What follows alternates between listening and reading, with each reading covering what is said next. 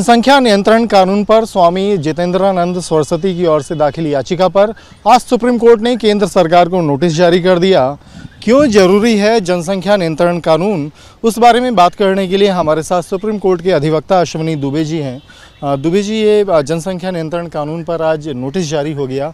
हालांकि मामला पहले से भी सुप्रीम कोर्ट में जो मूल याचिका है वो विचाराधीन है। सबसे पहले ये बताइए कि इस कानून की आवश्यकता आज के संदर्भ में कितनी है? देखिए, जिस तरीके से हमारे देश में पॉपुलेशन एक्सप्लोशन हो रहा है और संसाधन तो उतने ही हैं, रहने के लिए जगह, खाने के लिए उपजाऊ जमीन, पीने के लिए पानी, वो तो सीमित है, लेकिन जनसंख्या जिस बेतहाशा तरीके से बढ़ रही है उसकी वजह से संसाधनों का दोहन हो रहा है और जो पर कैपिटा ज़रूरत जितनी है वो ख़त्म हो रहा है। इसलिए आज अगर पॉपुलेशन एक्सप्लोशन को कंट्रोल नहीं किया गया एक लेजिटिमाइड लॉ बना करके, तो मैं समझता हूँ कि अगले 20 वर्षों में हमारे देश में खास तौर से पॉपुलेशन को लेकर जो एक्सप्लोशन होगा उससे अफरा तफरी की स्थिति निर्मित होगी। रेलवे स्टेशन पे आप देखिए, कोर्ट्स में देखिए, एयरपोर्ट्स पर देखिए, आप अस्पतालों में देखिए, स्कूलों में देखिए, कॉलेजेस में देखिए, यूनिवर्सिटीज़ में देखिए, बाज़ारों में देखिए, सड़कों में देखिए, बेतहाशा भीड़ है। उस भीड़ को कर्टेल करने के लिए, रोकने के लिए सरकार की जिम्मेदारी बनती है एक नेशनल इंटरेस्ट में लॉ बनाए। और चूँकि सरकार अपने पार्ट पे वो नहीं एक्शन ले रही थी, तो अश्विनी उपाध्याय एक सीनियर सिटीजन होने के नाते, एक लॉयर होने के नाते उन्होंने पिटीशन डाली सुप्रीम कोर्ट में। सुप्रीम कोर्ट नोटिस इशू किया। उसी के तारतम्य में जो स्कॉलर और हिंदू धर्मगुरु स्वामी जितेंद्रानंद सरस्वती जी हैं, उन्होंने भी पिटीशन डाली। 2 साल से वो पुरानी याचिका पेंडिंग हुई है। उस पर सेंट्रल गवर्नमेंट का कोई रिप्लाई, प्रॉपर रिस्पॉन्सिबल जवाब नहीं आ रहा है, जिसके मुताबिक ये कहें कि वो लॉ बनाना चाहते हैं कि नहीं बनाना चाहते हैं। और जब सरकारें अपना एक्शन करने में फेल करती हैं तो निश्चित तौर पर जो अदालतें हैं इस देश की, जो संवैधानिक अदालतें हैं, वो आगे आती हैं और वो एक्शन लेती हैं। और उसी तारतम्य में आज जो स्कॉलर स्वामी जितेंद्रानंद सरस्वती जी की जो याचिका थी उसको टैग करते हुए मेन मैटर के साथ और मैटर को अगली उसकी सुनवाई के लिए मैटर प्रोसीड किया। ज़रूरत है कि देश में पॉपुलेशन कंट्रोल बिल बने ताकि देश के संसाधनों और देश की जनसंख्या के बीच में संतुलन बनाया जा सके। अश्विनी जी, जो मूल याचिका है 2020 में, उस पर भी नोटिस जारी होता है, आज फिर नोटिस जारी हुआ है, तो जो सरकारों का जो रवैया है उसे क्या समझे? क्योंकि जनसंख्या नियंत्रण कानून पर किसी तरह का विरोध नहीं आया है कि कोई सुप्रीम कोर्ट आया हो और कहा हो कि नहीं, इस कानून की ज़रूरत नहीं है, जबकि लोग ये जानना चाहते हैं कि ये पूरे देश से जुड़ा, हर आदमी से जुड़ा कंसर्न है कि जनसंख्या जब तक कंट्रोल नहीं होगी तब तक जो तमाम समस्याएं हैं वो मुंह बाए हमारे आगे खड़ी रहेंगी। तो ये जो सुस्ती है उसकी वजह क्या लगती है और उसमें सुप्रीम कोर्ट क्या कदम उठा सकता है? देखिए, देश में डेमोक्रेसी है।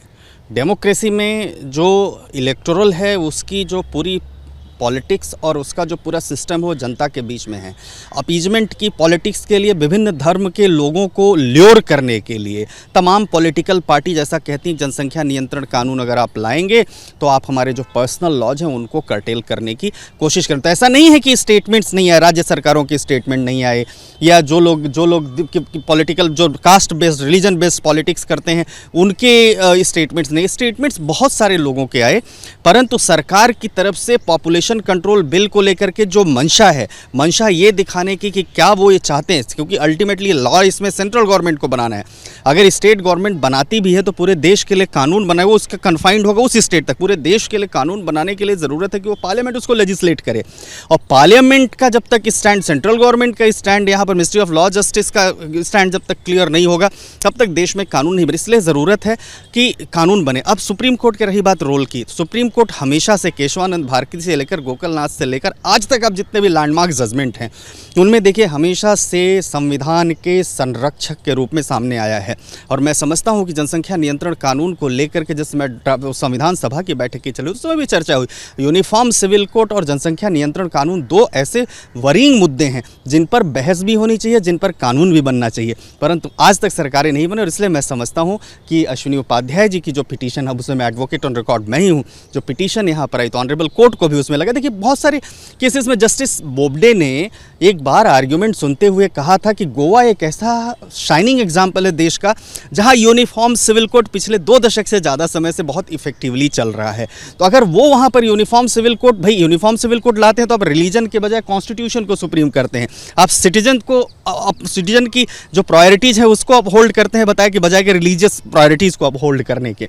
इसलिए ज़रूरत uniform civil code, population control bill, ये ऐसे ज्वलंत मुद्दे हैं जो देश को तमाम एक्सप्लोशंस से बचाएंगे, जो देश में बेतहाशा जनसंख्या बढ़ रही है उसको बढ़ाएंगे, और संसाधनों के बीच में और सिटीजन्स के बीच में जो संतुलन है वो संतुलन कायम रहेगा। शुक्रिया हमसे बात करने के लिए। एडवोकेट अश्वनी दुबे, जो कि जनसंख्या नियंत्रण कानून की जो मांग की गई है उसमें एडवोकेट ऑन रिकॉर्ड भी हैं और उम्मीद कर रहे हैं कि अब जो सरकार की मंशा है वो जब सामने आएगी और जब सरकार का क्या रुख रहेगा उसका इंतजार रहेगा। वीडियो जर्नलिस्ट जगदीश के साथ अवनीश चौधरी, न्यूज़ नेशन दिल्ली।